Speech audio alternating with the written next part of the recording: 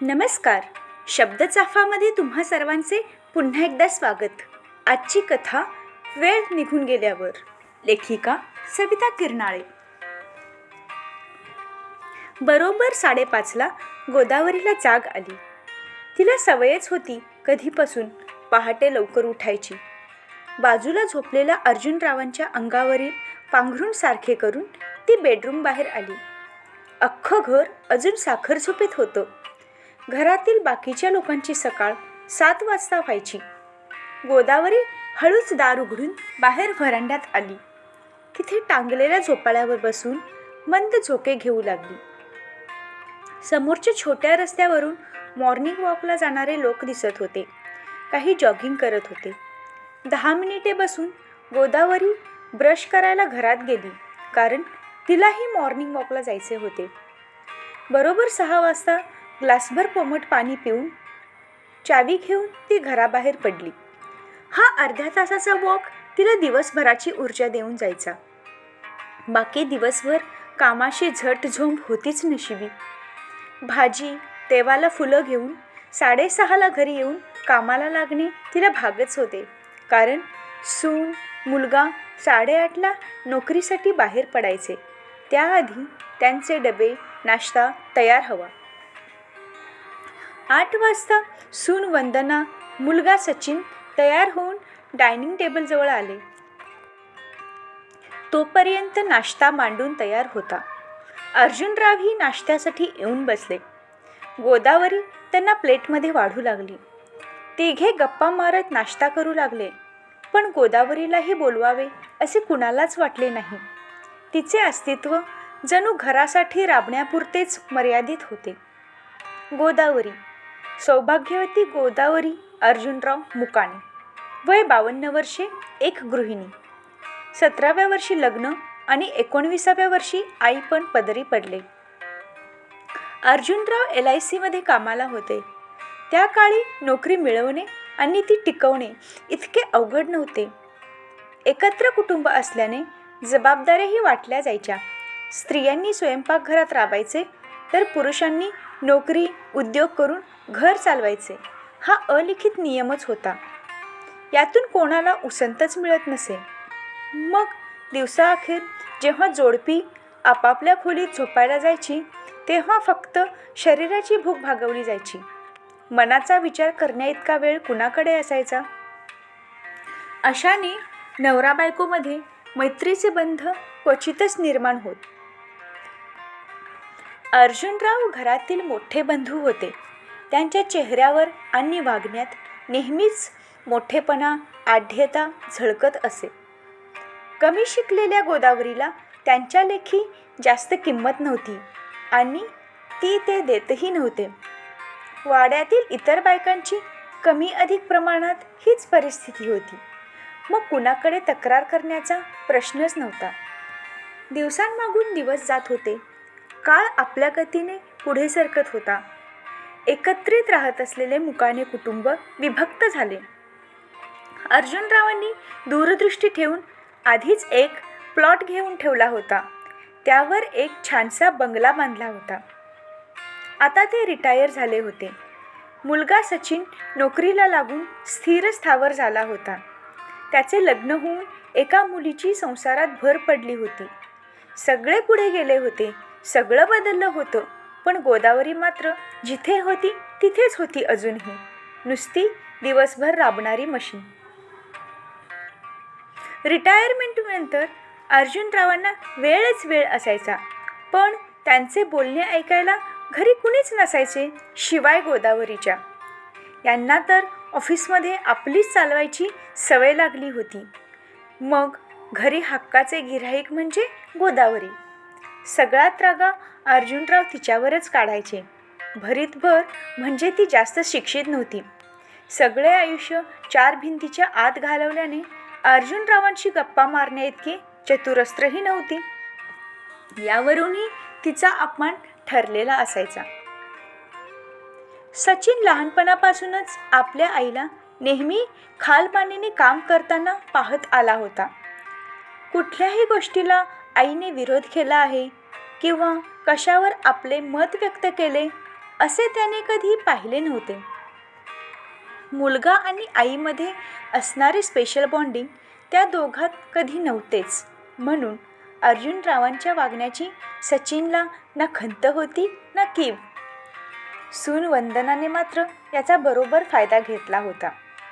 नोकरीच्या निमित्ताने तिला जास्तीत जास्त वेळ घराबाहेर काढण्याचा बहाणा मिळायचा.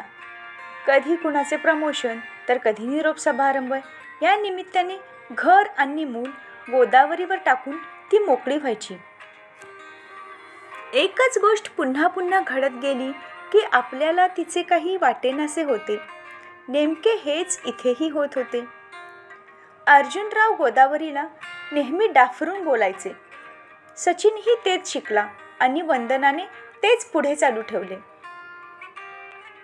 अहो आई, तुम्हाला किती वेळा सांगितले आहे, माझे भारी ड्रेसेस मशीनला नका लावू, हाताने धुवा. तरी तुम्ही कालही तेच केलं. बघा आता, या ड्रेसचा रंग फिका वाटतोय. वंदना कुरकुरत होती. अगं, मेधावी रडत होती म्हणून तिला कडेवर घेऊन मशीन लावली. काल तर लक्षातच नाही राहिले. तू जरा बघते का? काल तिला थोडा ताप होता म्हणून मी मागच्या वेळी तुझे तापाचे औषध दिले होते ते दिले चमचाभर, गोदावरी म्हणाली. काय? माझ्या सोनूला तुम्ही औषध दिले? कोण सांगितलं तुम्हाला हा मनाचा कारभार करायला?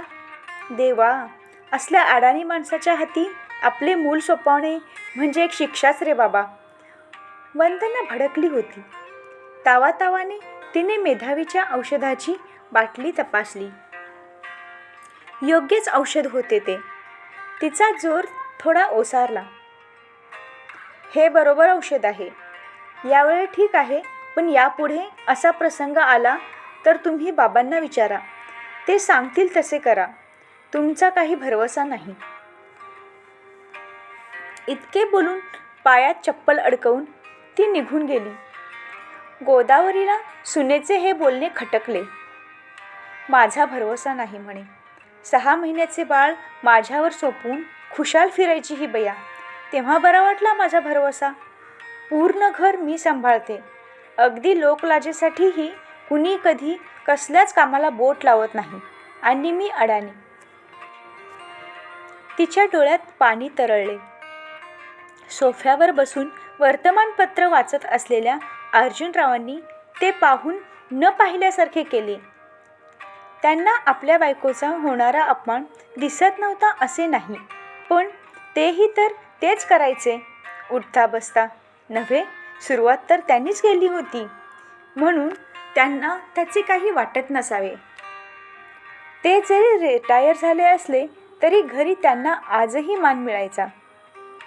गोदावरीची पदोपदी सगळ्यांसमोर बावळट, अडाणी अशी संभावना करून त्यांनी आपण हुशार, सुशिक्षित असल्याचे सचिन आणि वंदनाच्या मनावर ठसवले होते. काही लोकांना श्रेष्ठत्व मिळवण्याचा मार्ग म्हणजे दुसऱ्याचे खच्चीकरण करणे, त्याला खाली ओढणे हा एकच असल्याचे वाटते. नोकरीमध्ये असताना अर्जुनराव हेच करायचे.